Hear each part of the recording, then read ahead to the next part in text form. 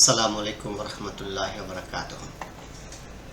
আমাদের বাংলা দৈনিক যে নিউজ পোর্টাল, সেই নিউজ পোর্টালের এই যে অপশনটা, এই পোর্শনটা আপডেট খুব কম সময় হয়। যেমন আমি যদি যাই, প্রথমে যে নিউজটা ছিল এটা আমি এখন খুললাম।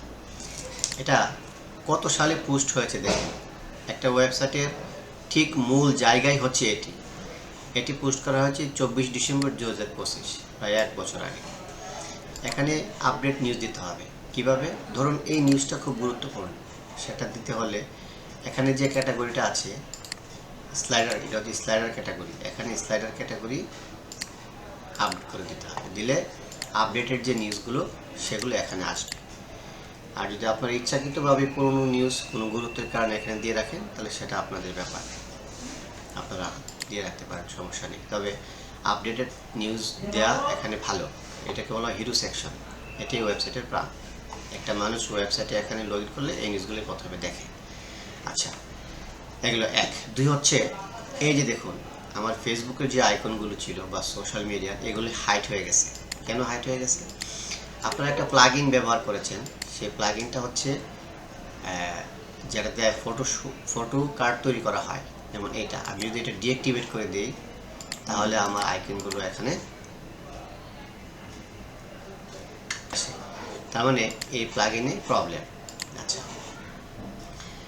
আরেকটা জিনিস হচ্ছে, আপনারা যে নিউজ পোস্ট করেন, ধরুন এটাই 2 ঘন্টা আগে নিউজটা পোস্ট করা হয়েছে। এই নিউজটা পোস্ট করার সময় কিছু গুরুত্বপূর্ণ জিনিস থাকে, যেমন ট্যাগ সেট করা বা নিউজের মাঝখানে আরেকটা নিউজ দেওয়া। এগুলি হলে ভিজিবিলিটি বাড়ে। যেমন এখানে কোনো ট্যাগ দেওয়া হয়নি। ট্যাগ কীভাবে দিতে হবে?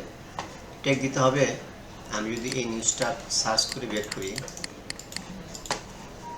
পোস্ট, অল পোস্ট,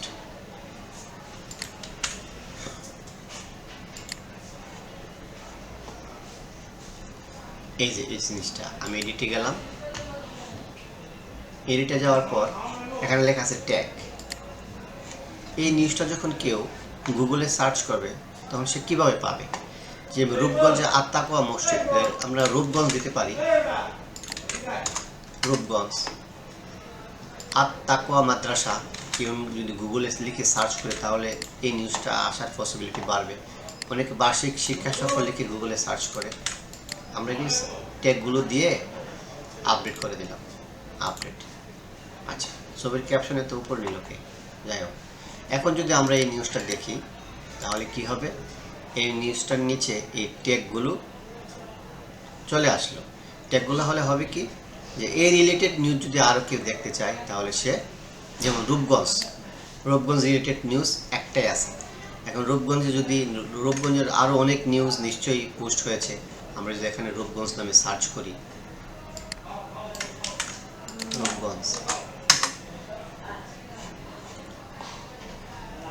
রূপগঞ্জে কত নিউজ।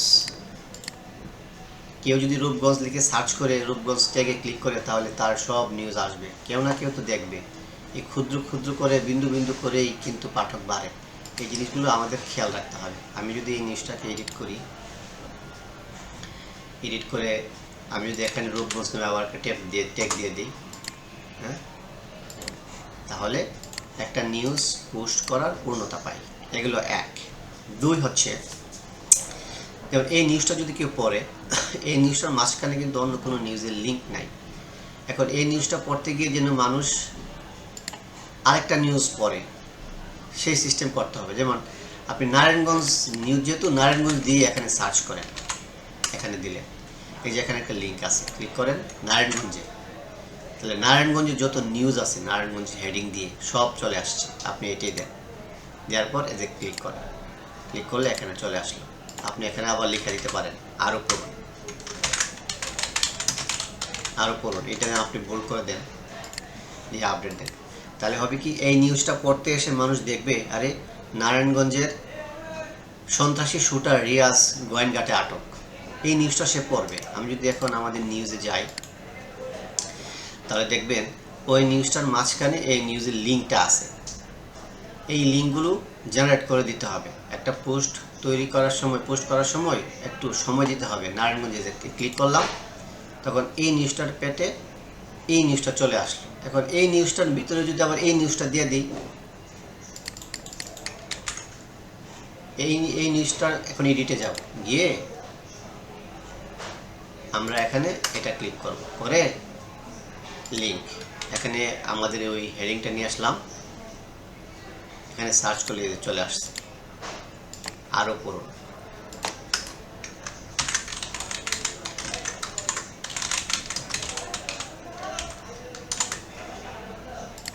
আরও পড়ুন। এখানে দিতে পারেন নারায়ণগঞ্জের সন্ত্রাসী, তারপর দিতে পারেন শুটার রিয়াজ, আবার শুধু রিয়াজ দিতে পারেন, শুটার দিতে পারেন, শুধু রিয়াজ দিতে পারেন। এগুলি দেওয়ার জন্য 1-2 মিনিট সময় হলে যথেষ্ট। আমি বিশ্বাস করি এখানে যারা কাজ করেন তারা সবাই আন্তরিক, এবং আমি একজন ক্ষুদ্র কর্মী হিসাবে আপনাদের সবার প্রতি অনুরোধ থাকবে, এই ওয়েবসাইটটি আমি এখন যেভাবে পোস্ট করা দেখিয়ে দিলাম, সেটা যদি আপনারা করতে পারেন তাহলে আমাদের ওয়েবসাইটের জন্য ভালো হবে। আচ্ছা, এখন ধরুন আমি এখানে গেলাম, এই নিউজটা আবার চলে আসলো। এখন এখানে কিন্তু আগে ফটো ক্রিয়েট করার একটা অপশন ছিল, সেটা এখন নাই। তো আমি আপনার অবগতির জন্য জানাচ্ছি যে আমি নিজে আবার একটা প্লাগইন তৈরি করেছি, সেটা আমি আপনাকে দেখাচ্ছি। আমি যদি এখন এটাতে ক্লিক করি, এটা না, আমি যদি এই নিউজটাতে ক্লিক করি, ক্লিক করার পর আমি যদি ফটো কার্ড তৈরি করতে যাই, তাহলে দেখবেন আমাদের ফটো কার্ডটা অনেক সুন্দর হয়ে ডাউনলোড হয়ে গেছে। চাইলে আপনি এই ফটো কার্ডটা ব্যবহার করতে পারেন। ফটো কার্ডটার ব্যাপারে বিস্তারিত আমি আপনার হোয়াটসঅ্যাপে পাঠিয়ে দিয়ে রেখেছি, আপনি কাইন্ডলি একটু দেখে আমাকে জানাবেন। তো বাংলা দৈনিক সম্পর্কে আমার এই ছিল অবজারভেশন। অনুগ্রহ করে সবাই ভিডিওটি দেখে আমাকে একটু কমেন্ট করে জানাবেন যে আপনারা এগুলিকে আগে জানতেন নাকি জানতেন না, বা আমারও জানানো উচিত ছিল। আমি হয়তো উনি যখন বিল্লাল ভাই যখন ওয়েবসাইটটা করেছিলেন, আমি সব কিছু ওনাকে বুঝিয়ে দিয়েছিলাম, উনি হয়তো সেটা মনে রাখতে পারেননি। আরেকটা জিনিস হচ্ছে, আপনাদের প্রতি আমার অনুরোধ যে এই ওয়েবসাইটকে আরও ভালো করার জন্য কী কী ফেসিলিটিস দরকার। অনেক অপশন আছে, হয়তো আপনারা জানেন না। কি চান আপনারা আমাকে যদি অনুগ্রহ করে জানান, আমি সর্বাত্মক চেষ্টা করবো আপনাদেরকে জানাতে। সবার মঙ্গল কামনা করছি, ভালো থাকবেন সবাই। সালামু আলাইকুম ওয়া রাহমাতুল্লাহি ওয়া বারাকাতুহু।